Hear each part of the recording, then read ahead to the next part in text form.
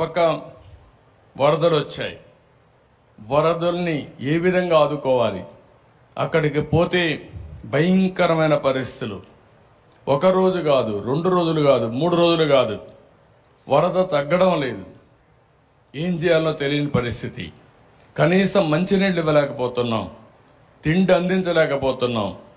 బోట్లు పంపిస్తే ఎన్డీఆర్ఎఫ్ లాంటి సంస్థ ముందుకు సాగలేక ఆ వెలాసిటీ, ఆ ఫోర్స్ వల్ల వెనక్కి వచ్చే పరిస్థితి వస్తామని మేము కూడా కొట్టుకోబోతామని హెలికాప్టర్లు పెట్టాం. హెలికాప్టర్లో ఫుడ్ తీసుకుపోయిస్తే కొంత వేస్ట్ అవుతా ఉంది, కొంతవరకే చేరుతా ఉంది. డ్రోన్స్ పెట్టాం.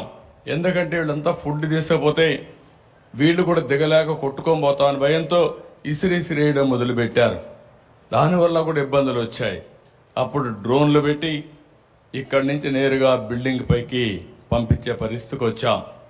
ఇన్ని అవస్థలు పడితే ఏదైతే వైఎస్ఆర్ కాంగ్రెస్ పార్టీ ఒక పేపర్ పెట్టుకొని విషయం జిమ్ముతున్నారు అంటే ఓడిపోయారు కాబట్టి, ప్రజలు ఓడిచ్చారు కాబట్టి ఈ ప్రజలపైన ద్వేషం పెంచుకొని ఏదో ఒక విధంగా నష్టం చేయాలని ఆలోచించే పార్టీల నియమనాలు నాకైతే అర్థం కావడం లేదు. ఇలాంటి పార్టీలు రాష్ట్రంలో ఉండడమే మన దురదృష్టం అని చెప్పి కూడా నేను మీకు తెలియజేస్తున్నాను. భారతదేశ చరిత్రలో ఎక్కడా ఇలాంటి పార్టీ ఉండదు. నేరస్తుల రాజకీయాల్లోకి వస్తే, నేరస్తుల రాజకీయ ముసుగులో ఇలాంటి నేరాలు ఘోరాలు చేసి ప్రజా జీవితాన్ని అతలాకుతలం చేసినప్పుడు ప్రజలందరూ అర్థం చేసుకోవాల్సిన అవసరం ఉంది. అదే గాని నేరస్తులు రాజకీయ ముసుగు లేకపోతే నాకు 2 నిమిషాలు పట్టకొచ్చి తాట తీసి ఎక్కడ పెట్టాలనో అక్కడ పెట్టేవాడిని అని చెప్పి కూడా నేను మీకు తెలియజేస్తున్నా. నేను చాలా సంక్షోభాలు చూశాను. నాకు ఇవన్నీ ఒక లెక్క కాదు. నా పీరియడ్లో ఎవడో రౌడీ అనేవాడు ఎవడో రోడ్డు మీదకి వచ్చేవాడు కాదు.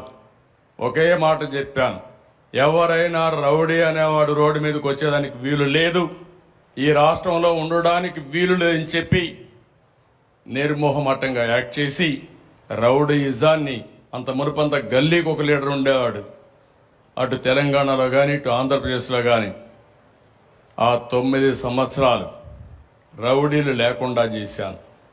రాయలసీమ మొత్తం ముఠాలు, ఒకరినొకరు కొట్టుకోరు చనిపోయేవాళ్ళు, కక్షలు పెంచుకునేవాళ్ళు, తరతరాలుగా ఆ కక్షలు కొనసాగేటివి.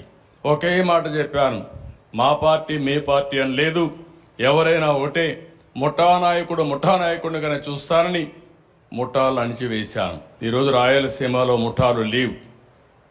కమ్యూనల్ వైలెన్స్, మత విద్వేషాలు రెచ్చగొట్టే ఎవరైనా సరే వాళ్ళ మీద ఒక మాటలో చెప్పాలంటే కఠినంగా వ్యవహరిస్తానని వ్యవహరించా.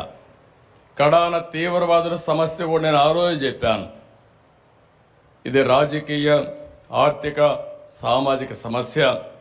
ఇక్కడ ఈ రాష్ట్రంలో అభివృద్ధి కావాలంటే, ఇలాంటి సమస్య ఉండడానికి వీల్లేదంటే కడాన నా మీద కక్ష కట్టి మీకు అందరికీ తెలుసు, తిరుపతి వెంకటేశ్వర స్వామి బ్రహ్మోత్సవాల సమయంలో బాంబులతో నాపైన దాడి చేసిన, ప్రజలకు న్యాయం జరగాలి, మీకు లా అండ్ ఆర్డర్ ఉండాలి, శాంతి భద్రతలు ఉండాలనే ఉద్దేశంతో నా ప్రాణాన్ని కూడా లెక్క పెట్టుకోకుండా ముందుకు పోయిన విషయం మీరందరూ గుర్తుపెట్టుకోవాల్సిన అవసరం ఉంది. ఇప్పుడు నాకు ఒక పెను సవాలుగా తయారైంది.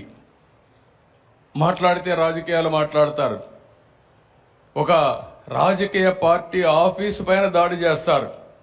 దాడి చేస్తే వాళ్ళని అరెస్ట్ చేస్తే దానిపైన కూడా నిరసన తెలియజేస్తారు. అంటే రాజకీయ పార్టీ అనేది ప్రజలకు ఒక దేవాలయంగా పనిచేసే పార్టీ ఆఫీసులు ఇవి.